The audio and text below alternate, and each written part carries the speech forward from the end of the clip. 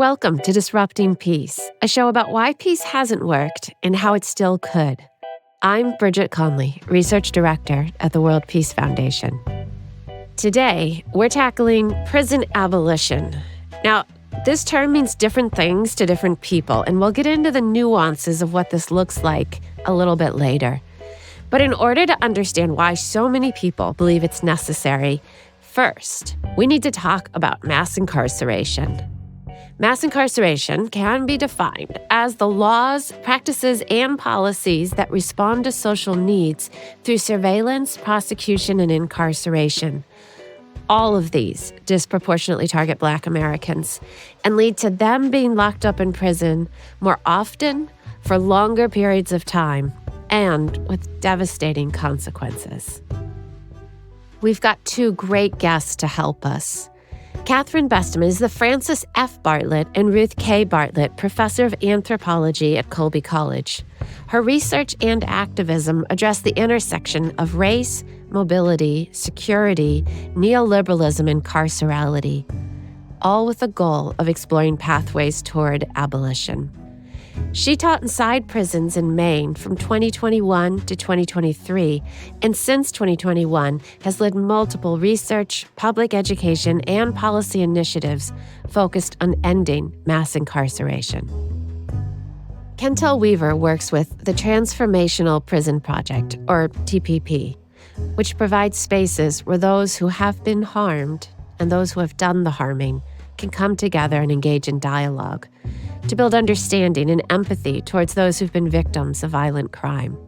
He was formerly incarcerated and is currently working towards a bachelor's degree at Tufts University.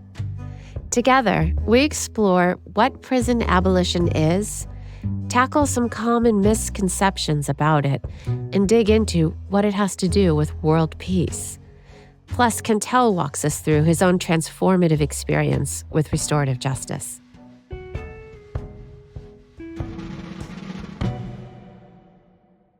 Kentel, Catherine, welcome to Disrupting Peace. What's going on? Great to be here. Thanks, Bridget. All right, so I'm going to ask a version of the classic icebreaker. I'm going to preface it by saying that in my experience, people who work to end mass incarceration draw on deep personal wells of positivity and the capacity to dream of a better future. The two of you share what I think are superhuman commitments to making the world better. So, Kentel, we'll start with you. If you were an actual superhero, what would your power be? Oh. It's horrible because I love Marvel comics. So if I was an actual superhero, I feel like the ability to fly would be a legit answer. I'm with you on that one. Catherine, what would yours be? I'm going to start right off by contesting your question, Bridget. I knew it. I don't go with superheroes. I don't believe in superheroes. I think Ooh. Power to the people, ordinary people doing ordinary things, Oh, okay. loving, communing, Love it. caring. Those are my superheroes. Fair. Absolutely fair. Okay. So before we dive into the big picture questions about what is prison abolition and how does it connect to peace, Kentel, I wanted to start with you. You've spent nearly 20 years inside prison. Can you share a bit about your story and how you got to the work that you're doing today? I'm from Boston, Roxbury to be exact. And I grew up in the streets of Boston and started a gang when I was 14. And ended up in prison for murder by the time I was 16. Sat in county jail till I was 18, and then they gave me a life sentence at the age of 18. And it wasn't until the laws changed in Massachusetts when they were saying you can't give a juvenile that much time. They changed the laws and it allowed me to see parole. And so I started looking at things a little bit different. Started doing my program in restorative justice, transforming anger through nonviolence, Tufts University Prison Initiative. I just committed myself to all of that. And that's what steered me on the right course and that got me out. And that's what I've been doing since I've been out. It's just doing my work with Transformational Prison Project, holding restorative justice spaces, and trying to finish this degree at Tufts right now. And with Transformational Prison Project, what work are you doing now? We go inside DYS facilities, like we go inside Middleton on Mondays, Harvard Street on Wednesday, and Canterbury Street on Thursday. And that's where I just came from right now. We just talk to the young brothers and sisters and try to steer them in the right direction and show them that there's another way just to show them another way. Right. And for listeners who don't know, DYS is the Department of Youth Services. So we'll come back and talk a little bit more about what restorative justice is and how one practices it. But Catherine, I wanted to turn to you as well. I first knew of your work on South Africa and Somalia, where you were researching large-scale political violence. So what made you turn to start working on prisons and prison abolition? Thanks, Bridget. I just want to preface this by saying, Kentel, I really appreciated what you had to say, because here in Maine, we do not have parole. We're one of 16 states in the country that do not have parole, and we've got the harshest sentencing practices in the entire country. And so hearing you talk about the motivation that parole gave you to think about what was really important to you and the kind of person you wanted to be, that's such an important message. And so I really appreciated hearing that. So that's just a sidebar. Thank you. I started working in Somalia in the 80s before the civil war there. And then some of the people that I knew from Somalia who had survived the war and ended up in refugee camps ended up being resettled here to Maine. And starting in about 2016, some of the young adults in that community, they were put into deportation proceedings. So I started providing testimony in immigration court in Boston and for Somalis facing deportation proceedings all across the country. And I was just pretty flabbergasted by the way the court system operated. And my son at the time was getting very involved in defund the police and abolitionist movements. And I didn't really understand it. I didn't really understand, well, what do we do with, people who have caused grievous harm without prisons and jails? Like, I knew America had a problem with mass incarceration, but I was completely unable to imagine alternatives.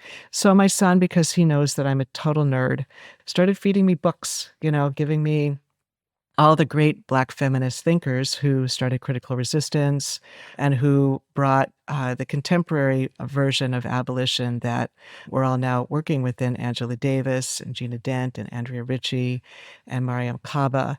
And he just fed me book after book after book. And with each book, it was like I was being born again, like really beginning to understand the incredible toll on our entire country of this massive complex and all the lives that were being destroyed.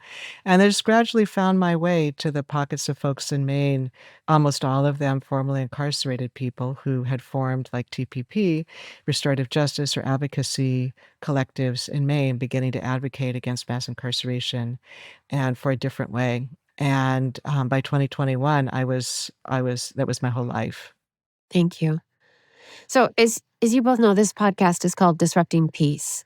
And so I want to get to the connection between peace and incarceration, or the disconnect between peace and incarceration. But I feel like we need to define an important term. What is prison abolition? Kentel, how do you answer that? How would you define it? Prison abolition, it comes in the form of many things, like anything that goes against like the status quo of how we view prison today. I view Tuppet as a form of prison abolition. And can you say for the audience, what is Tuppet? Oh, there's Tufts University Prison Initiative at Tisch College, but I look at that as a form of prison abolition, mainly because it's like one of those things that like opens your mind to a different social capital that you may not have had before. Now I'm not thinking about, my world doesn't consist of like a 4-block radius that I grew up on. I got to sit in front of a lecture with Cornell West. It took me to the National Conference of Higher Education in Prison in Atlanta last year, and I got to be amongst a bunch of people that was formerly incarcerated, and now they're like CEOs of certain companies, and they're lawyers, and all these different things. And I'm looking at some of those people. There's no way this person could have did 10, 15 years, and they showing me like, yo, they doing that the impossible is possible. So it's like, yeah, that's a form of prison abolition because it sets you up for something that's way greater once you leave these walls. So. Yeah, thank you. Catherine, in your experience, how have you defined prison abolition? I really follow Ruth Wilson Gilmore when she says prison abolition is not just about ending prisons, tearing down prisons, but it's about building alternative responses to harm than just heaping more violence upon people and families. So for me, prison abolition is really about healing harm. Like Kentel described, healing harm through educational opportunities, healing harm through what TPP is doing, restorative dialogues, restorative processes between people who have caused harm and people who have experienced harm, giving people who have experienced, in particular, violence, but other forms of crime, the healing and the support that they need, which we currently don't do at all. Prison abolition is also about building up communities so that the things that drive crime rates and incarceration, right? It's trauma, intergenerational trauma, it's poverty, it's inadequate housing, poor access to housing. I mean, it's no secret. We all know exactly what the factors are that drive crime. And so investing in addressing those social problems rather than investing in prisons as our response to social problems, that's prison abolition to me. Yeah, I think that's one of the messages that so rarely comes through in broader public conversations, right? Is it's not closing the door, locking the prisons, and then being like, oh, well, everyone's on their own. Right. It's about building this more expansive world that Kentel spoke about, where you're not locked into prison from the beginning.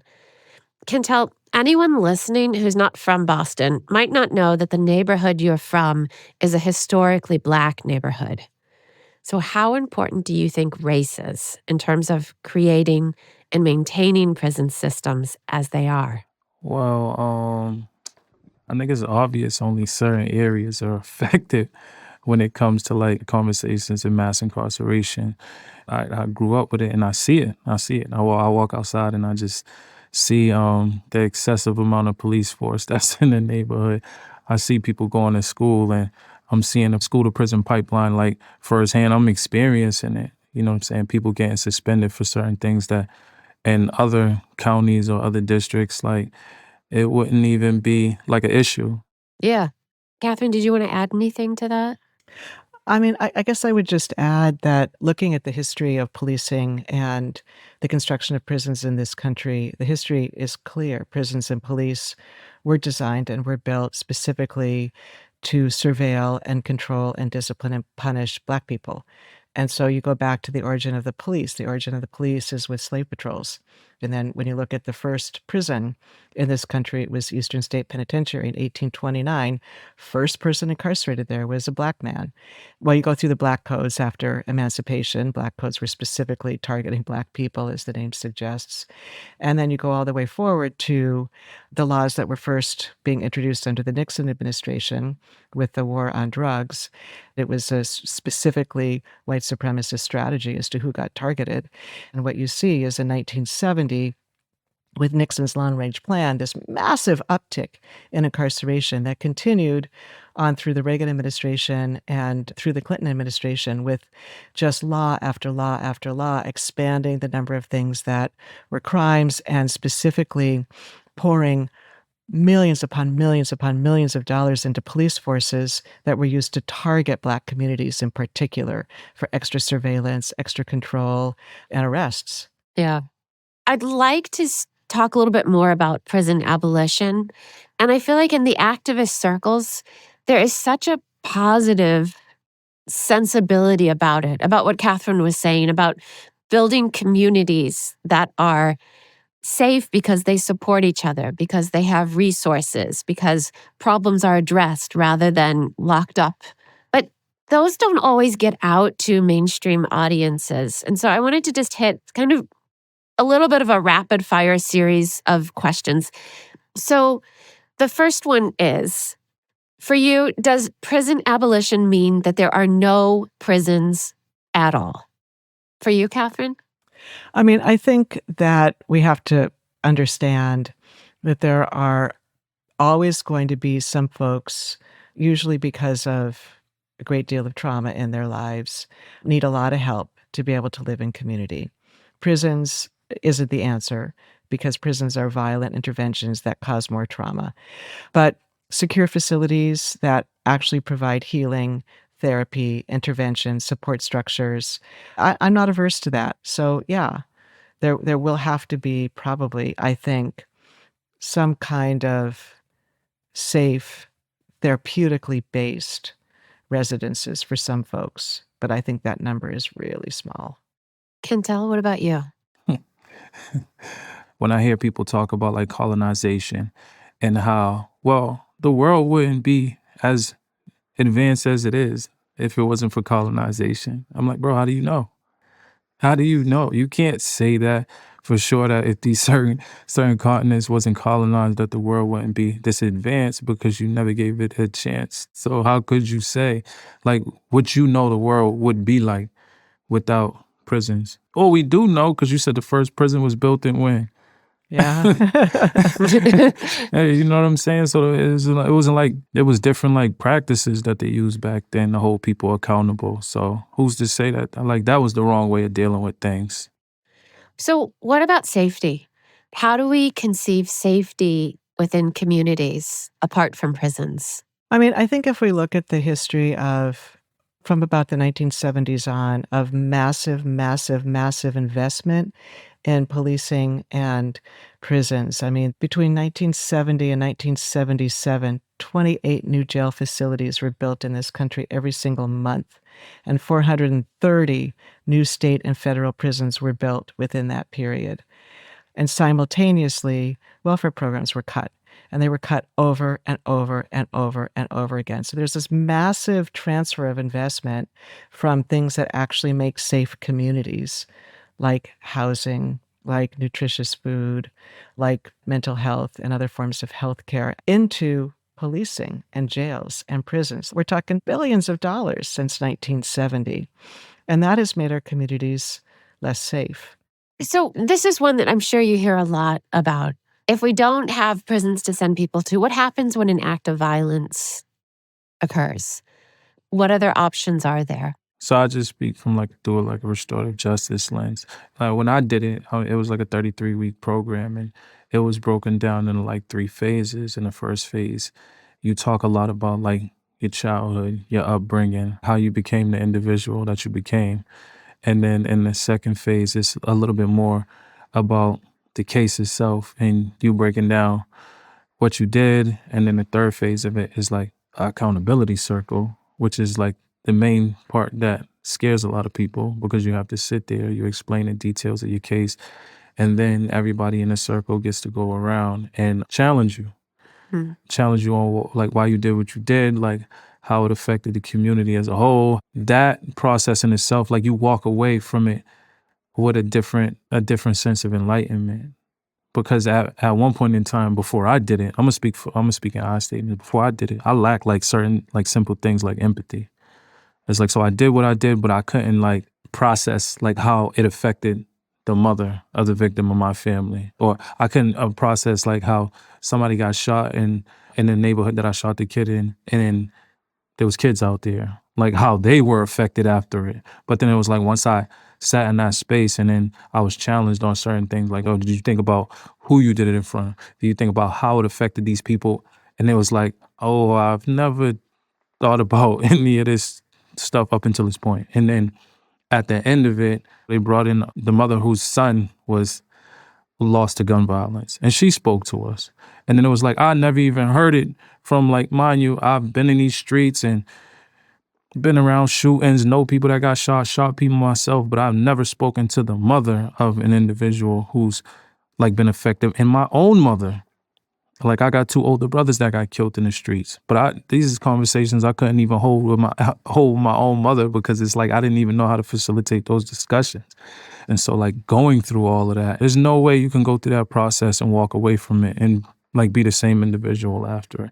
So, I just want to pause for a moment and to say how sorry I am for the violence that your family suffered as well. I mean, your mother lost 2 sons. I can't imagine. I can't imagine the weight of that. But also what I think is incredible in what you just said as well is you described a process of becoming accountable in some real deep way to someone who's been harmed, but also to a larger community.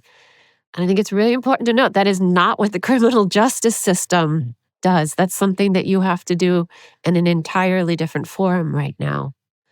And the amount of courage and the significance of what happens when you're ready and when you engage in that deep accountability. It's astonishing to me. And a lot of people, like some people don't want to go through that process. There's people that I was in there with, and like I explained what the program to them, what it was to them, and I'm like, yeah, you got to talk about your case. You got to, like, oh, I'm staying away from that. Yeah, so you have to be ready for it too. You know what I'm saying? You have to reach that point where you're receptive towards what's being taught.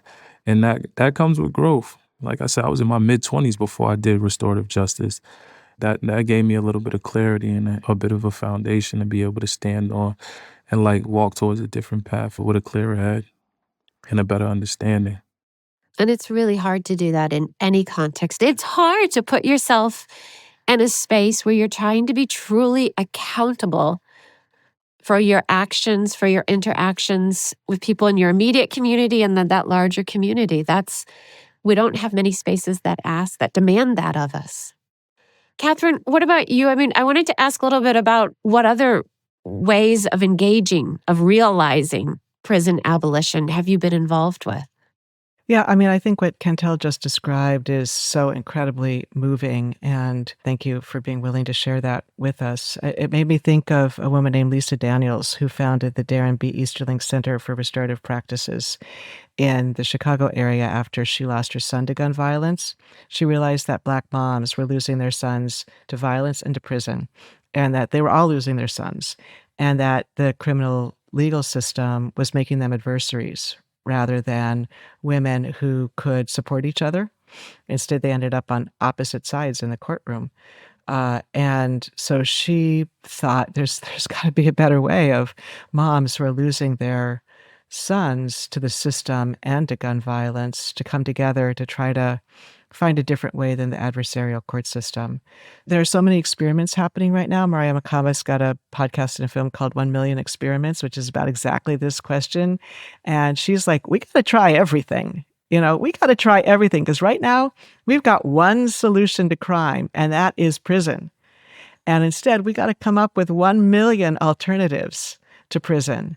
And we should all be working on that. We should all be invested in how do we starve the prison system of people? How do we starve it out of existence and rebuild our communities? And then recently, TPP got like a contract with Roxbury District Court and then Brockton District Court to like have certain cases taken, and then we practice restorative justice with those individuals, and it's like a diversion program. It's like an alternative to them going to prison. So if they complete the restorative justice process through TPP, then their case gets dismissed. And of course, like the severity of the certain cases like will vary, but it's a start. Yeah. It's a start. It's a start. Yeah, I think that's incredibly powerful. So many of us have been implicated in the system in some way, and I think this process has got to be led by both folks who have experienced incarceration, but also folks who got victimized, who felt like, okay, that didn't help me. Going to court, having the person who hurt me go to prison, how did that help me? That didn't help me. And I think, people that we categorize as victims or the harmed parties really have a powerful role to play in changing the narrative about what they need in the wake of harm. Yeah. So, Catherine Kentel, this is a podcast about world peace. So, what does prison abolition have to do with peace? Catherine, I want to start with you on this one. So prisons are a form of violence. Mass incarceration is a form of violence. And there's a lot of feedback between tactics that are used inside prisons and in police and colonial, imperial, and militarist campaigns abroad. Things that were developed in Iraq then became part of the management of prisons in the U.S. So there's a really, really, really clear direct connection between carcerality as a practice of confining human beings and militarism. A lot of people who have been in the military, the jobs that they find when they come back to the U.S. are in prisons. Ori Burton calls mass incarceration warfare. And that is a phrase that makes a lot of sense to me. And I've come to think of prisons as a form of war, as a tool of war. And Kentel, when you were growing up, did you feel like your neighborhood was at peace? Nah. No, definitely not. I grew up in Orchard Park when I was a little bit younger, and it made movies about this projects. So that should tell you how self-destructive and nihilistic that environment was. But and then I moved a little bit further down, a couple blocks down, towards down Dudley Street, and that the neighborhood was the same, the environment was the same. Yeah, I often think when you're an American and you go to the international level, you go to conferences or you hear about the US talked about in international forum, that understanding of the amount of violence that young people in certain communities are exposed to is completely, it's as if it's erased. That is not a country at peace. No. So one exercise that we always end the podcast on is something we call collective dreaming, where we think into the future. So, and Catherine, you told this story from, the scholar's perspective, and Cantel, you told it from someone who grew up in a neighborhood, right? The way that anti-Black racism has structured communities and options and choices. And we know that that's a lot longer than mass incarceration and the use of prisons, but specifically making laws that would ensure that millions of people would spend their lives in prison is actually not that old, right? It's not from time immemorial. It's 50 years old. Yeah. And it basically began amping up in the 1970s. So 1970s, like 54 years ago. So if we project 54 years into the future, so let's say it's the year 2078, we have ended mass incarceration. What did we do in our lifetimes? What made the difference? I keep thinking about how you go through the court process. You commit a crime, you go to trial, you await trial for probably a couple of years, and then you're sentenced, you do your time, and then that ends like that. But then there's certain cases where you get wrongfully convicted. And then you go through the same process. But if you know the story of wrongful convictions, those stories are hard fought. Those are 18-year, 28-year, 30 years until these people are over that. So when the system's right and it works correctly, justice is served like this. But when it's unjust, it sounds unjust, unjust. It takes forever. It's different. So yeah, we know this system is flawed, but I'm thinking about how long it'll actually take to become what we actually want to see. It's hard for me to be optimistic about that, just because I see the little things. I see people think it's mass incarceration. It's just it's just a bunch of people getting locked up and thrown into prison, but you're not seeing the people that's coming home and they can't even get an ID. Yeah. And how is that not a form of incarceration? Or a person can't a person gets locked up for selling drugs, and then they taking your right to vote, or they taking your license, and you can't get you can't get a job because part of a job is you need a license to be able to travel to certain. How is that not a form of incarceration? So I think we got to look at mass incarceration as more than just people being incarcerated, because it's we getting out and then we living a second sentence on top of what we already just did. I want to be optimistic about it, and I want to believe that, but I just know how justice in this country works, and it's not. It's easier said than done, and it's not as poodles and cupcakes as everybody would like it to be. Fair. Fair. Is there okay. Is there anything for you? Can't tell, you don't need to be optimistic. That's not a requirement of participating in the interview if you're not. And I think part though of the question is to say what you've done is tell us, let's sketch a bigger picture of the problem. And that's what makes it seem pessimistic, I think, right? Is that the problem is big. And so, it's not It's not one building here, one building there. It's not even buildings. It's not even the building of prisons is the issue. The issue is the whole larger construct that makes prisons seem like they're the answer. And I guess, I don't know. I mean, like, is there a way to answer it and be big and pessimistic at this, or Optimistic. can you be big and optimistic? Hey,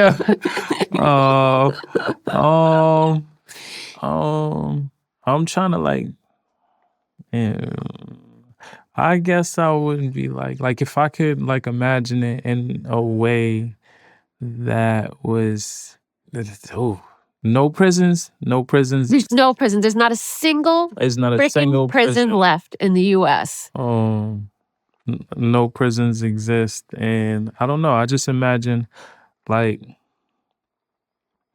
I think I would imagine that like the community being a lot more connected, in like different ways that don't exist right now. Because prison leaves like you leave there with the scarlet letter. You know what I'm saying? You leave there with the scarlet letter, and then it's like people looking at you through a different lens. But like if in a world where that doesn't exist, and like you're able to like be amongst your community even after like something wrong happens, but then we're able to like come together as a collective, come to some type of resolution, like without a person being like I don't know. I just imagine like that would be like a better, a more healthy environment for like us as a whole. Yeah. Yes. All right, Catherine, it is the year 2078, and we have ended mass incarceration.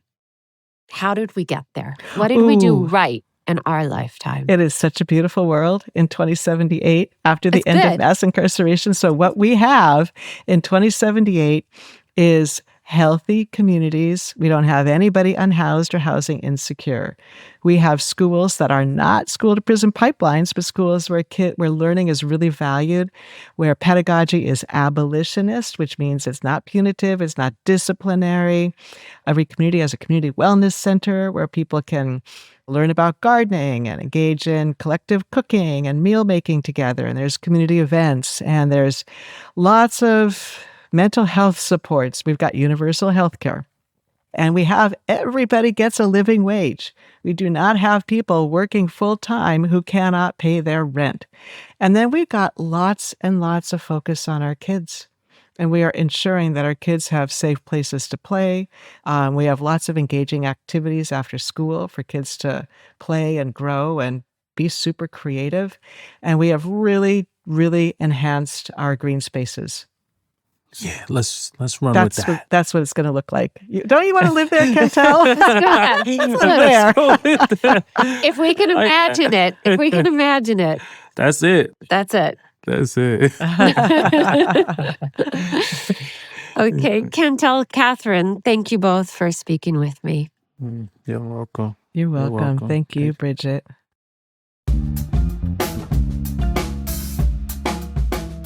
Today, the U.S. incarcerates almost 2 million people a year. Cantel reminds us that these people are not just numbers.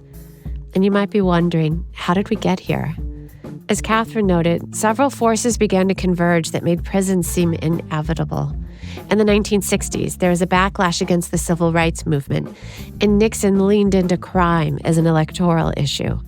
In the 70s, you start seeing tough new sentencing laws for drug usage. And by the time Reagan took office in the 1980s, the rise of neoliberalism meant that the U.S. began to spend a lot less on things like housing, job training, urban renewal, and a lot more on everything security related, including the military and prisons. Now, there's been a lot of talk about criminal justice reform in the past 10 years or so, and there have been some meaningful changes, like the one in Massachusetts that gave Cantel a chance to receive parole. But overall, nowhere in the U.S. are reforms going far enough to seriously reduce the American prison population. So how do we make real change? In my view, the first step is talking to people who are directly impacted, both those who have caused harm and those who have suffered it. They know what the stakes are. Cantel is one of many such people who are working to create peace in their neighborhoods today. They want safety, and they have expertise on how to create it. It is way past time for people who have experienced the criminal justice system to have a seat at the table where policy is made.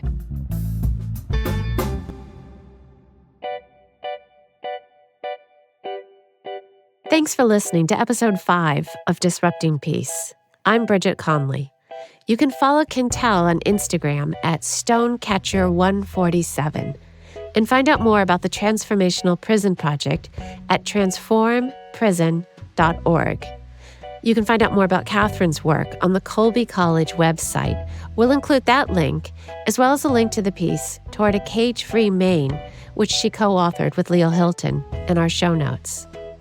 Next week on Disrupting Peace, we're talking about immigration, and specifically the ways in which it may or may not be impacted by the upcoming U.S. presidential election.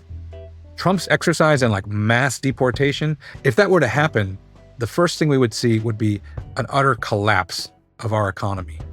I think they see Kamala Harris as this yin to Trump's yang, and I'm like, they're a lot closer than, and the Democrats have always been anti-immigrant on some level.